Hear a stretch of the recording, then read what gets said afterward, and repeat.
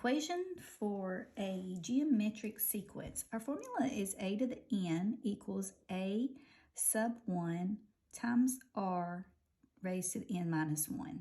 Okay, so a to the n is just talking about the nth term of the geometric sequence. I might say, what's the 10th term in this sequence? Or what's the 20th term in this sequence?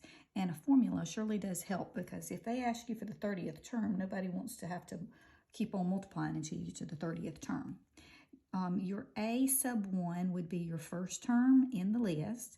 Your r is going to be your common ratio that you have to find yourself. And then you're using, if it was the 10th term you're looking for, it'd be 10 minus 1. Okay, so let's look at this and let's decide what our a to the 1 is and what our r is. The first term is a sub 1. So that's going to be 2. Now I've got to multiply by the r. How do you get from 2 to 12 and from 12 to 72 and from 72 to 432?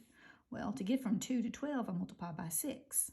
And if I multiply 12 times 6, I get 72. And then I'm guessing 72 times 6 is 432. Let's check it. 72 times 6, it surely is. So my common ratio is 6. So 2 times 6, and then the n minus 1 will stay in n until I actually ask for a specific number. So this is the explicit formula for finding a specific number, like a specific term.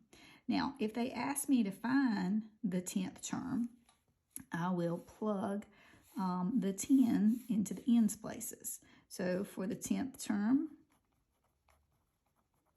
I will say a to the 10th equals 2 times 6, and then 10 minus 1. That's going to be 2 times 6 to the 9th, okay? Just start with the exponent first and say 6 raised to the 9th.